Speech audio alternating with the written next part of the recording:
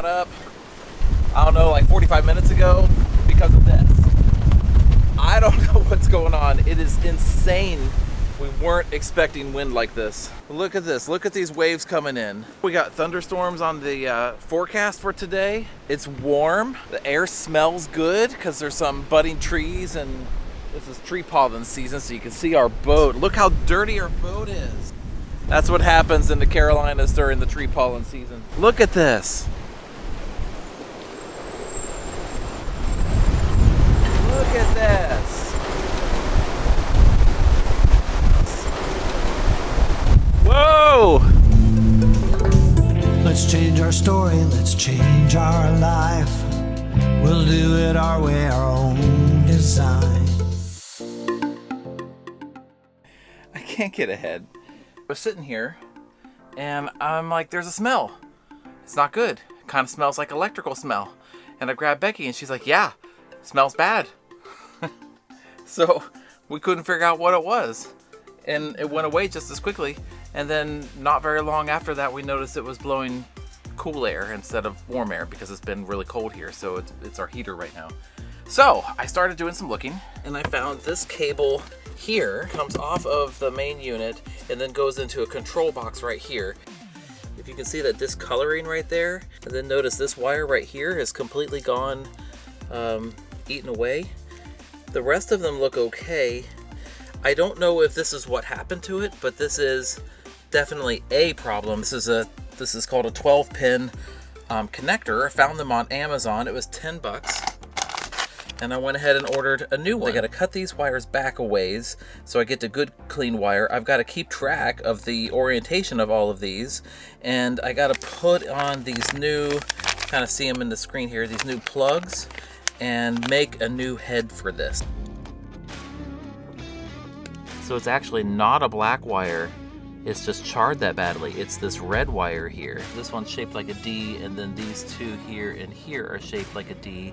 So this guy can only go in one way, so I've got to get these wires right. Next I'm going to do this purple wire here.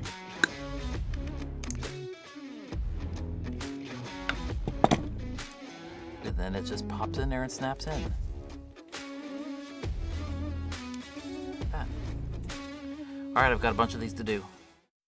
Our kids really like fishing, and for Christmas they got freshwater fishing poles because we are in freshwater at this point. They've caught catfish and bluegill or brim, depending on where you are in the United States. They like to fish off the back of the boat, but we don't have a place to put their poles. We got these on Amazon. They weren't expensive. So these are supposed to be screwed in and mounted, but because we don't have a hard top on our Bimini, that's not really going to be easy to do. The zip tie actually fits in there and holds like that. So what we're going to do is kind of wrap it around.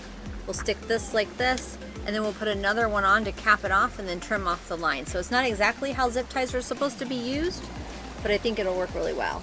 There we go. Am I on right? Can't see. Can't tell. Yeah, that sounds correct. All right. Awesome. We got 2 wheels. Yep. Yay. All right, and we'll put one more set up. Right? Yay. I'm assuming these will get a little easier. Oh. Okay, let me get it. Ta-da! How's that look? Out of the way now.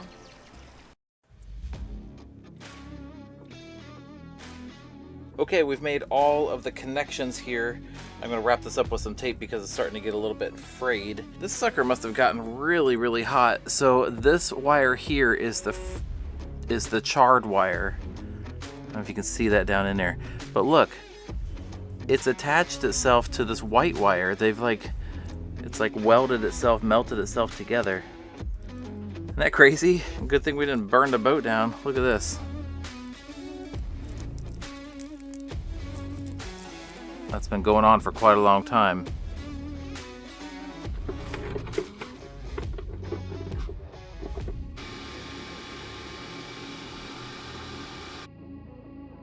So I've pulled the air conditioner forward so I can get a little better access to it. This is the compressor pump. There was 3 wires running in here. This one is also charred. I need to take this cover off and see if that's something that I can fix. I don't have a lot of slack, but I do have some slack here, so hopefully it's something that we can do a quick repair on.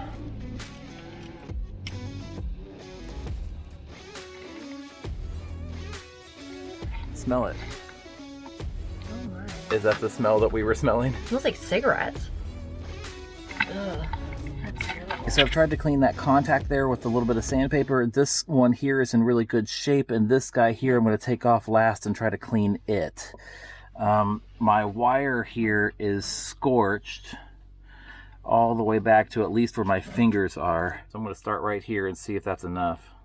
That wire seems good. It doesn't feel brittle. I think that's going to be okay. So now I just need to get a spade type connector on here. Becky's about to turn it on. We're watching for the smoke. Okay, the compressor kicked on straight away. I'm not sure why, because it's... Oh, I did turn it on, but calling for clear. I thought I had it on off. Okay, well the compressor kicked on. Hopefully that's good, right? If it burns up again. I think I may have patched it. It says it's 70 degrees, dropping fast, 69, 68, 67 almost. There it is. Okay, sometimes I feel like I'm just ideally suited to live on a boat. Do you not think? I'm proud of fixing that. I don't know anything about air conditioning, but I know a fried wire when I see one. I feel so good about that. Just a couple minutes ago, Becky was online looking at new air conditioners, and now it's running. And it's starting to cool off in here, and that is huge because we really couldn't spend another $2,000 or $3,000 for an air conditioner. So happy. We're gonna sleep good tonight. I gotta keep an eye on it. I need to make sure that all my connections are good. Nothing's gonna heat up or burn up or let out the smoke or anything like that. All right, that's a win.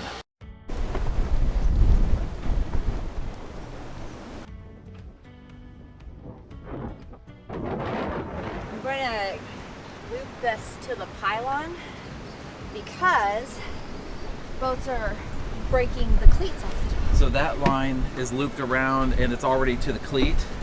Yeah. And you're just gonna do an extra loop around that pylon? Yeah. And probably cleat it to the front of the boat because I trust our boat cleats. Oh my gosh.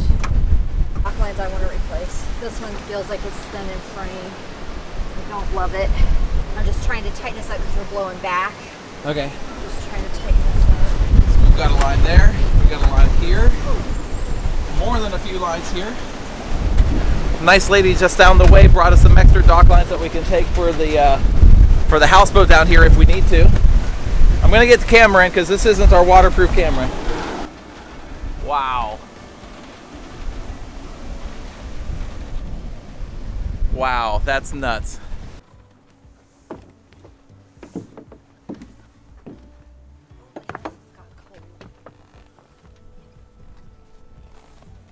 quick talk. Still expecting thunderstorms? No, it's freezing. So they said we would have thunderstorms. We haven't. It's just been horribly windy. It's so cold. Oh my goodness, I think it's like 30 something degrees right now. I'm just moving our front line around the pylon up because the tide is as low as it's gonna get. It's gonna rise, so I'm just trying to. Well, that worked out.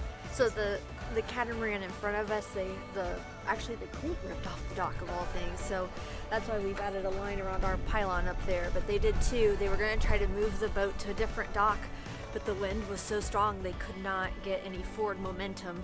So they are also tied to a pylon.